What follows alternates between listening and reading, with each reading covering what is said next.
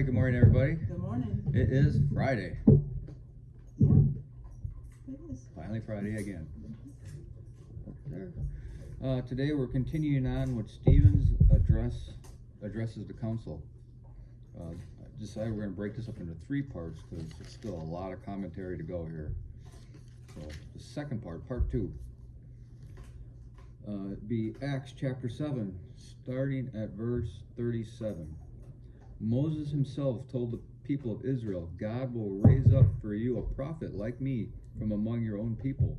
Moses was with our ancestors, the assembly of God's people in the wilderness, when the angel spoke to him at Mount Sinai, and there Moses received life-giving words to pass on to us.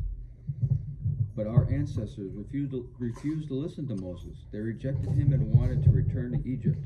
They told Aaron, make us some gods who can lead us, for we don't know what has become of this Moses who brought us out of Egypt. So they made an idol shaped like a calf, and they sacrificed to it and celebrated over this thing they had made.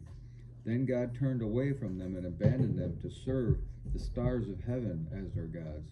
In the book of the prophets it is written, was it to me you were bringing sacrifices and offerings during those 40 years in the wilderness, Israel? No, you carried your pagan gods, the shrine of Molech, the star of your god Rephan, and the images you made to worship them. So I will send you into exile as far away as Babylon. Our ancestors carried the tabernacle with them through the wilderness. It was constructed according to the plan God had shown to Moses. Years later, when Joshua led our ancestors in battle against the nations that God drove out of this land, the tabernacle was taken with them into their new territory, and it stayed there until the time of King David. David found favor with God and asked for the privilege of building a permanent temple for the God of Jacob. But it was Solomon who actually built it. However, the Most High doesn't live in temples made up by human hands, as the prophet says. Heaven is my throne, and your earth is my footstool. Can you build me a temple as good as that? Asked the Lord. Can you build me such a resting place? Didn't my hands make both heaven and earth? And now the commentary. The Jews originally thought this prophet was Joshua, but Moses was prophesying about the coming Messiah, Deuteronomy chapter 18, verse 15. Peter also quoted this verse in referring to the Messiah, Acts chapter 3, verse 22. Stephen used the word ecclesia, translated assembly, to describe the congregation of people of God in the wilderness.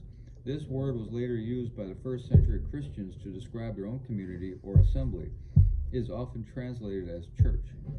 Stephen's point was that the giving of the law through Moses to the Jews was the sign of the covenant. By obedience, then, they could continue to be God's covenant people. But because they disobeyed, Acts chapter 7, verse 39, they broke the covenant and forfeited their right to be the chosen people. From Galatians chapter 3, verse 19, and Hebrews chapter 2, verse 2, it appears that God had given the law to Moses through angels. Exodus chapter 31, verse 18 said, God wrote the 10 Commandments himself, written by the finger of God. Apparently, God used angelic messengers as mediators to deliver his law to Moses.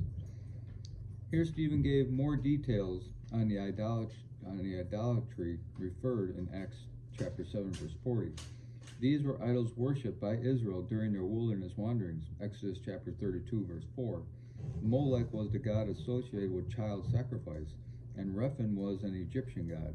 Amos also named Assyrian deities worshipped by Israel, Amos chapter 5, verses 25 through 27. Stephen had been accused of speaking against the temple, Acts chapter 6, verse 13. Although he recognized the importance of the temple, he knew that it was not more important than God. God is not limited.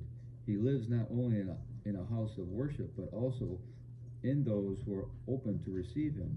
Isaiah chapter 66, verse 1 and 2. Solomon knew this when he prayed at the dedication of the temple. 2 Chronicles chapter 6 verse 18. God wants to live in us. Is he living in you? Yeah. A little short version of the history of Israel after they left Egypt. And I know that it's the history part that I'm talking about, but again, what kind of idols are we carrying around? You know, and why are we turning to that instead of the maker of everything? Right.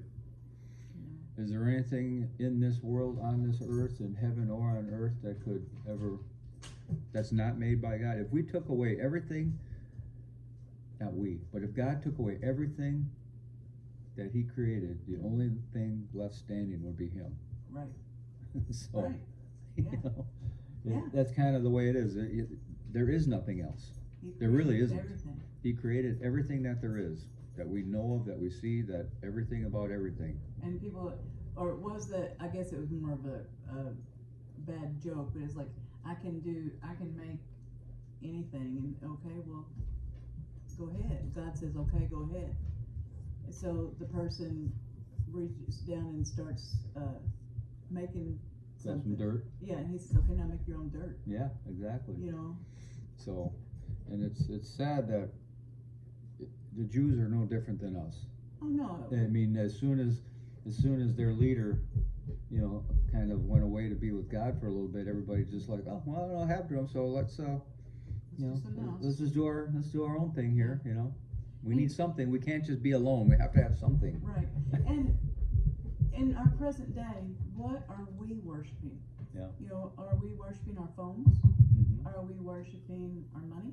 Yeah. Are we worshiping our title at work or our title in life? Are we worshiping, you know, anything you put above God, you're worshiping that over God. Yeah. You know, so we gotta kind of keep ourselves in check, because we can't put anything or anyone above God. And I think sometimes we can do it and not realize we're doing it. Yeah. Oh yeah. It just kind of creeps in little by little. Yeah. That's the way the devil works. Little by little. It's not just some Right. big zap of lightning. You know, it's just a little creep at a time. There's Jasper dog. My boy. Yep. Okay. Hope everybody has a glorious start to your weekend, and we'll talk to you later.